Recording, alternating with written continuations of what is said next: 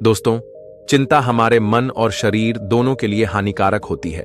भगवान बुद्ध कहते थे, जो हुआ है उसे स्वीकार करो, जो हो सकता है उस पर काम करो, और जो तुम्हारे हाथ में नहीं है उसकी चिंता मत करो। चिंता से समस्या का समाधान नहीं होता, बल्कि यह हमारी ऊर्जा और मन की शांति को छीन लेती है। यह ऐसा है जैसे हम जहर पीकर दूसरे के मरने की उम्मीद करें। जीवन अनमोल है, इसे व्यर्थ की चिंताओं में मत गवाए। भगवान बुद्ध ने ध्यान और वर्तमान में जीने का महत्व बताया है। जब हम ध्यान करते हैं और अपने विचारों को नियंत्रित करते हैं, तो हमें पता चलता है कि चिंता सिर्फ एक भ्रम है। अपने आज को बेहतर बनाइए, कल अपने आप अच्छा होगा। याद रखें, जैसे आग लकड़ी को जलाकर खत्म करती है, वैसे ही चिंता हमें भीतर से खत्म कर देती है। आइए इसे हम एक छोटी सी कहानी के माध्यम से समझते हैं। एक गांव में रमेश नाम का किसान रहता था।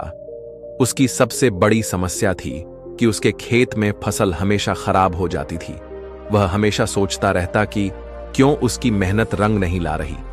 रमेश की चिंता इतनी बढ़ गई कि वह अपनी पत्नी और बच्चों पर भी गुस्सा करने लगा। घर का माहौल बिगड़ने लगा। उसकी पत्नी ने उसे समझाया, चिंता से कुछ नहीं बदलेगा, लेकिन रमेश को यह बात समझ नहीं आई। एक दिन गांव में भगवान बुद्ध का आगमन हुआ। लोग उनके प्रवचनों को सुनने के लिए इकट्ठा हुए।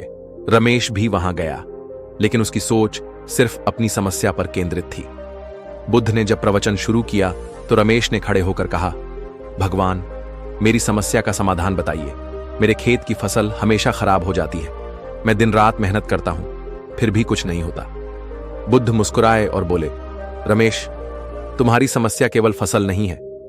तुम्हारी समस्या यह है कि तुम समस्या को अपनी सोच पर हावी होने दे रहे हो। रमेश ने कहा, लेकिन मैं अपनी फसल की चिंता कैसे ना करूं? यह मेरी जीविका है। बुद्ध ने जवाब दिया, मैं तुम्हें एक बीज दूंगा, इसे बो और देखो कि क्या होता है। बुद्ध ने रमेश को एक छोटा सा बीज दिया और कहा, इस बीज को बोने से पहले तुम्हें अपने सभी बुरे विचारों को त्यागना होगा। केवल शांति और सकारात्मकता के साथ इसे पानी देना होगा। रमेश ने बीज को अपने खेत में बो दिया, लेकिन हर दिन वह अपनी चिंता और नकारात्मक विचारों से घिरा रहता।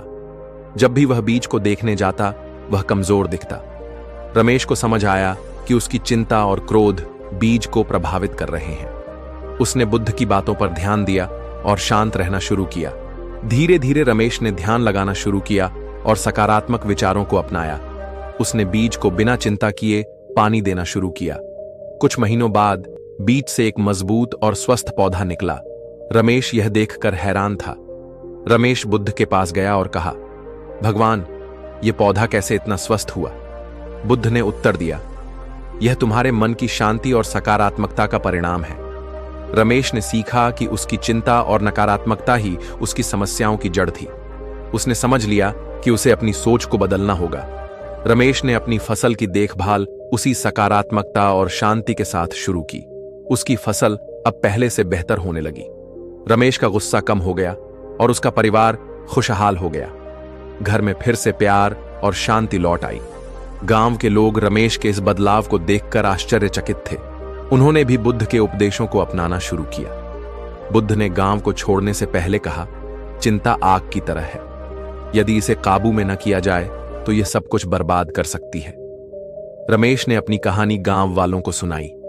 उसने कहा, अगर मैं अपनी चिंता पर काबू ना पाता तो मैं अपने परिवार और खेत दोनों को खो देता। दोस्तों, इस कहानी से हमें यह सीख मिलती है कि समस्या चाहे कितनी भी बड़ी हो, अगर हम अपने मन को शांत और सकारात्मक रखें तो हर समस्या का समाधान संभव है। दोस्तों, आज के लिए बस इतना ही। मिलते हैं आपसे एक और नई कहानी के साथ। तब तक आप अपना और अपने परिवार का ख्याल रखिए। साथ ही वीडियो को लाइक करके चैनल को सब्सक्राइब जरूर कीजिएगा। धन्यवाद।